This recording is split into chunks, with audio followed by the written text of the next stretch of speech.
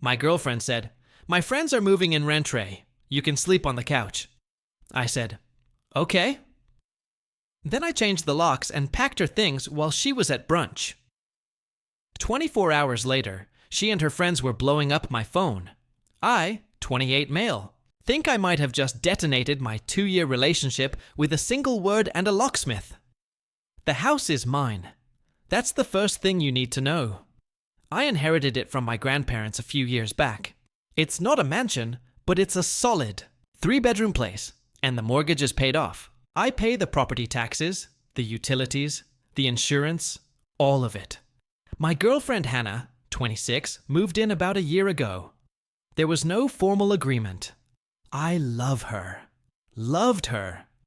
So I didn't think we needed one. She pays for her car, her phone, and splits groceries with me. That's it. No rent, no utilities. I was happy to provide a stable, comfortable home for us. I thought we were building a future. Yesterday morning, she dropped the bomb. I was making coffee, and she came into the kitchen scrolling on her phone. She didn't even look up. "Hey, so good news. Olivia and Marie are moving in." I stopped pouring.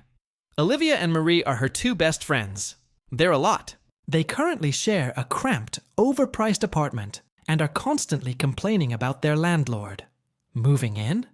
What do you mean moving in? Like with their stuff moving in.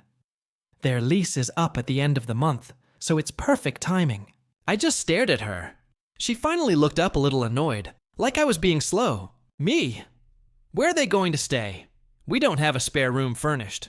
Hannah, well, obviously they'll take the 2 spare rooms. We'll just need to get some beds. They don't have much money right now, so they'll be moving in rent-free for a while, just until they get back on their feet. The silence in the kitchen was heavy. The only sound was the coffee maker gurgling its last few drops. Rent-free.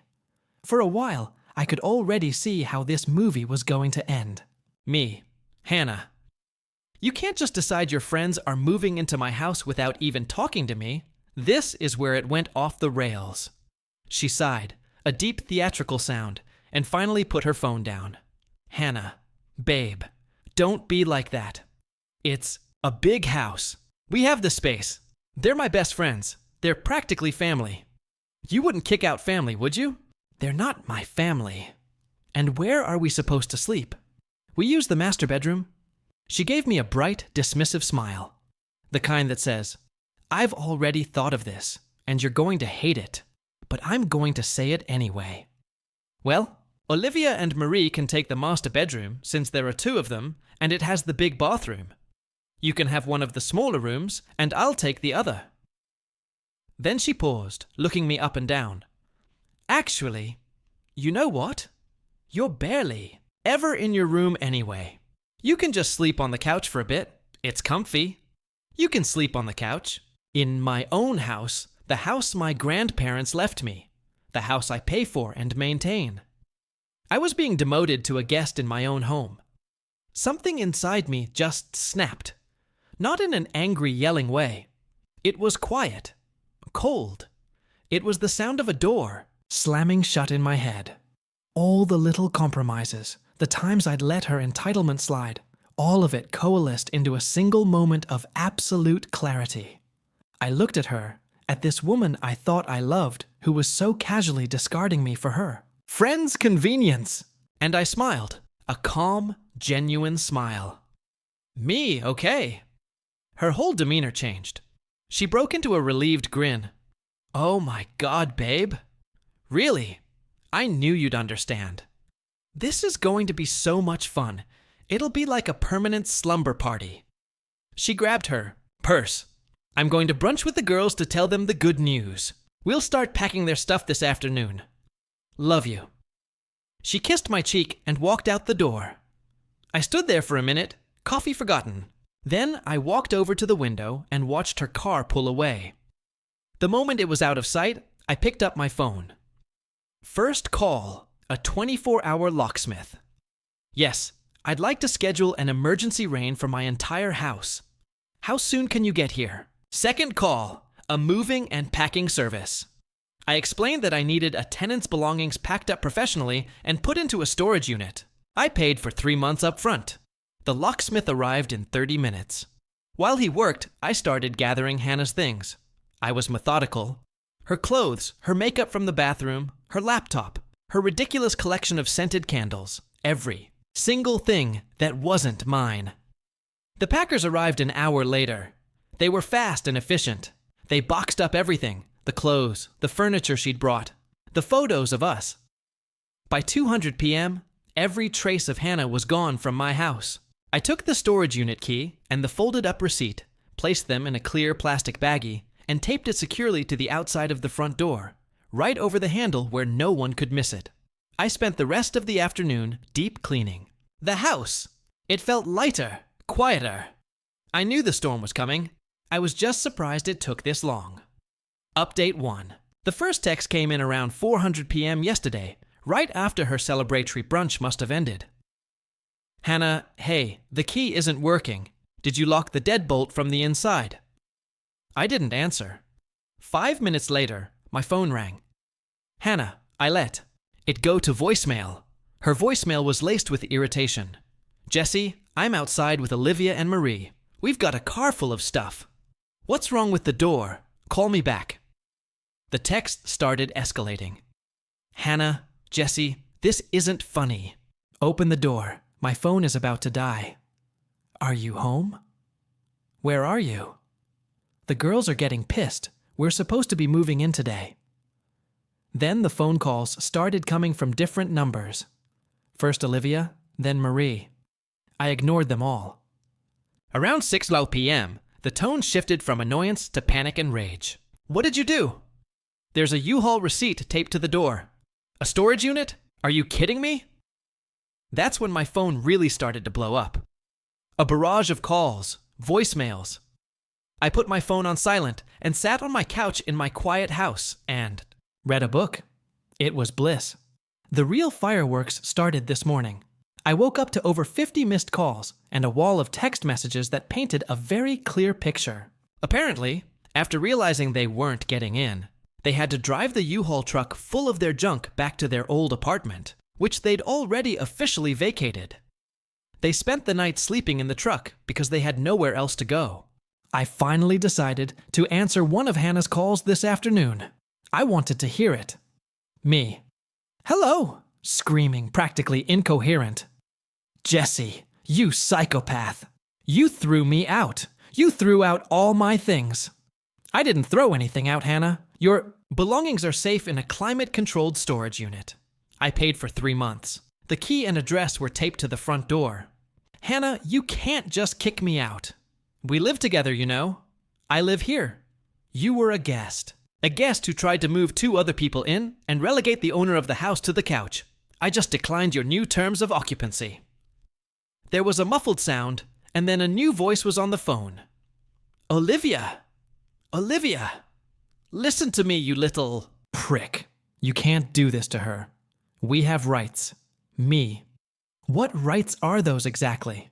The right to live in my house for free. I don't think that's a thing. Bolivia, we're going to sue you for illegal eviction.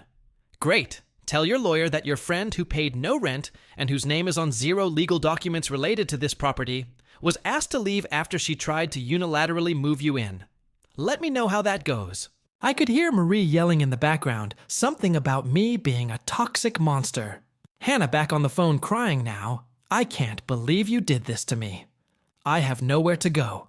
My friends have nowhere to go. You're making us homeless.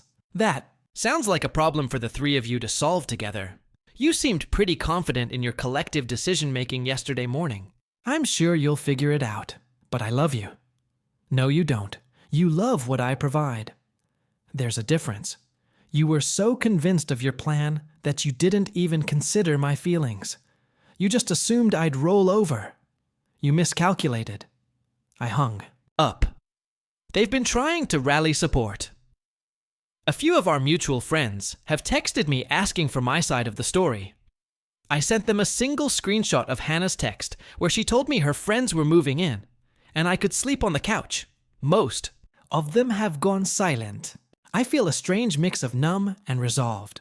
It hurts that 2 years of my life ended like this, but the sheer unadulterated entitlement in their voices It confirms I did the right thing. This wasn't a partnership. It was a resource to be exploited. The quiet in my house feels like peace. Update 2. It's been an eventful week. The entitlement didn't just knock on the door. It tried to kick it down, both literally and figuratively. 3 days ago, I was working from home when my doorbell rang. I checked the camera. It was Hannah, Olivia, and Marie. Hannah was teed and looked like she'd been coached. Olivia and Marie stood behind her, like stone-faced bodyguards. I answered through the intercom. "Can I help you?" "Jesse, please. Can we just talk face to face?" "I just want to get my things. Your things are in storage, Hannah." "I gave you the key." "Some things are missing." "My grandmother's locket?" "You probably stole it." A classic move. "Accuse me of theft." I calmly replied that I didn't touch her jewelry. I'd instructed the packers to be especially careful with the contents of her vanity, where she kept her jewelry box. I was confident it was safely packed away and inventoried, and I told her as much. Me, the packers are professionals who inventory everything. I'm certain it's all there. Just open the door and let her look. "You coward! I'm not opening the door. This is my property, and you are no longer welcome here." This is when Marie decided to try the handle, rattling it violently.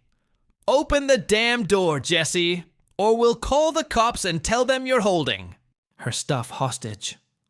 I just sighed. Go ahead. I'd love to explain the situation to them. They must have realized it was a losing hand because they eventually left, but not before Marie kicked my front door, leaving a scuff mark. Small, petty, and perfectly in character.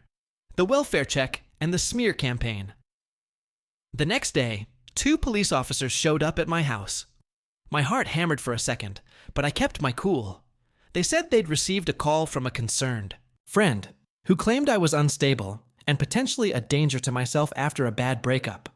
I invited them in. I calmly explained the situation, showed them the text messages from Hannah, including the one about me sleeping on the couch. I showed them the scuff mark on the door from her friend.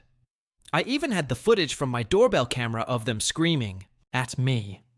The officers were professional, but clearly unimpressed with Hannah's antics.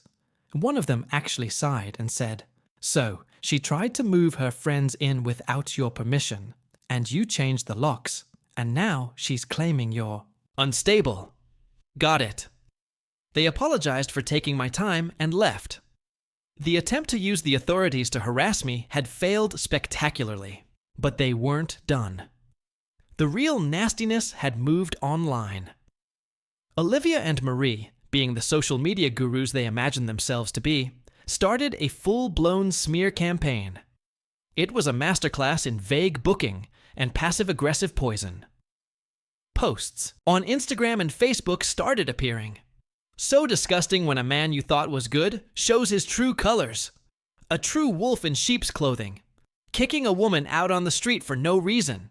Toxic masculinity abuse is not okay. Posted by Olivia with a saddle-looking selfie of her and Hannah. Watching my best friend's heart get shattered by a manipulative narcissist. He has her trapped. He won't even let her get her sentimental belongings. Pray for my girl. Posted by Marie with a photo of a single tear rolling down Hannah's cheek. They were careful not to use my name, but our circle of friends is small. People knew who they were talking about. Hannah, of course, played the part of the tragic victim in the comments, replying with things like, "I just don't understand what I did to deserve this. He was my everything. This is what got to me. Not the yelling, not the police, the calculated public manipulation, the lies." They were trying to ruin my reputation. And that's when my sadness finally burned away completely, replaced by something cold and hard. I was done being defensive. They wanted to play dirty, fine, but I wasn't going to roll around in the mud with them. I was going to use the machine they had built to dismantle them. I spent an evening doing some research. Hannah works in marketing for a mid-sized, very woke tech company that prides itself on its corporate ethics and community image. Her LinkedIn profile is full of buzzwords about integrity, authenticity, and building trust. Olivia is a freelance graphic designer, always posting about her brand. Marie is an aspiring influencer who tags every brand under the sun in her posts, desperately trying to get a sponsorship. They think the internet is their weapon. They've forgotten that everything they post is permanent. And everything they've sent me is evidence. My revenge isn't going to be loud or angry. It's going to be quiet, professional, and devastating. It's going to be a consequence served cold. I've started drafting an email. Final update.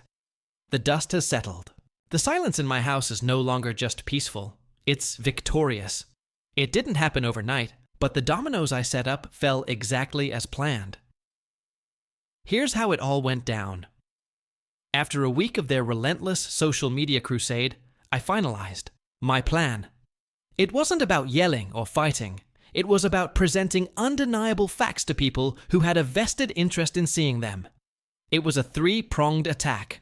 Prong 1, Hannah. I compiled a digital folder. It contained screenshots of Hannah's original texts outlining her plan to move her friends in and banish me to the couch. High-resolution screenshots of every single defamatory post and comment from Hannah, Olivia, and Marie. I made sure to capture the likes and comments from others to show their reach. A copy of the police report from the fraudulent welfare check, which officially listed the call as unfounded. The saved video file from my doorbell camera showing them harassing me with Marie kicking my door. I drafted a very polite, very professional email. It was addressed to the head of human resources at Hannah's company, whose name I found easily on LinkedIn. Subject: a matter of professional integrity concerning your employee. Hannah, dear sir, my name is Jesse. I am writing to you today with a heavy heart regarding a situation involving one of your marketing employees, Hannah. I was her long-term partner until recently. I understand that personal matters are typically separate from professional ones. However, Miss Last Name and her associates have recently engaged in a coordinated online campaign to publicly defame me, and I believe her actions demonstrate a profound lack of judgment and integrity that is fundamentally at odds with the values your company publicly espouses. To be clear, our relationship ended after Miss Hannah informed me of her unilateral decision to move 2 of her friends into my solely owned property rentrée while demoting me to sleeping on the couch. When I calmly refused these terms by changing the locks and placing her belongings in a paid storage unit, she and her friends began a campaign of harassment. Attached, you will find a documented timeline of this behavior, including the initial messages, the subsequent public accusations of abuse and theft, and evidence of a fraudulent police report filed against me. This online campaign, which you can see as public, directly contradicts the image of trust and authenticity that Miss Hannah, as a marketer, is paid to represent for your brand. I am not seeking any action on your part, but I felt ethically obligated to make you aware of the character of an individual representing your company in the public sphere. Sincerely, Jesse, I attached the folder as a zip file and hit send. Prong 2 and 3, Olivia and Marie. This required a bit more digging. I found the property management company for their old apartment building through some public record searches. Olivia had also foolishly tagged the building in some of her old Instagram posts. I sent a similar, slightly altered email to the management company, complete with a video of Marie kicking my door and screenshots of them bragging about their planned and failed squatting attempt. I framed it as a warning about former tenants you may consider renting to again. For Marie, the aspiring influencer, it was even simpler. She had tagged dozens of small businesses and brands in her smear campaign posts. I went through and contacted 5 of the most prominent ones: a local boutique, a coffee company, a skincare brand. I sent them the same folder of evidence with a simple note. FYI, this is the kind of individual who is using your brand's name in her posts. The consequences weren't immediate. It was a slow burn. About 3 weeks after I sent the email, I heard through a mutual friend that Hannah had been put on administrative leave from her job. The company had launched an internal investigation.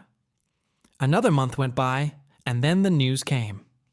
She was officially let go. The reason cited was a violation of the company's social media policy and code of conduct. her public documented lies, were a liability they wouldn't tolerate in a marketing role. The fallout for Olivia and Marie was harder to track, but I pieced it together from social media. About a month ago, Olivia posted a long rant about how impossible it is to find an apartment and how unfair landlords are. Turns out the management company of their old place had shared my information with a network of other local property managers. They had effectively been blacklisted from most reputable apartment buildings in the area. Marie's influencer dreams imploded. The brands I contacted not only blocked her, but one of them, the boutique, put up a public post about partnering with creators who embody positivity and honesty, which was a clear subtweet at her. She went private on all her accounts after that. Hannah tried to reach out one last time, a long rambling email from a new address. It was a mix of blaming me. You ruined my life, begging, I have nothing left. Please, can't we just talk? And a pathetic attempt at apology. I know I messed up, but I didn't deserve this. I didn't reply. I just forwarded it to the folder I've now labeled the Hannah Chronicles and then archived it. It's been a few months now. I sold the couch. I bought a new, nicer one. I redecorated the 2 spare rooms. One is a home gym now. The other is a proper guest room for people I actually want in my house. My life is my own again. I don't feel happy. Not in a giddy way. I feel settled. I feel a deep, unshakable sense of rightness. They made their choices. They broadcast their intentions. They built their own gallows online, post by post. All I did was hold up a mirror. They faced the natural consequences of their own entitlement. And me, I have my quiet house back. And that's a justice I can live with.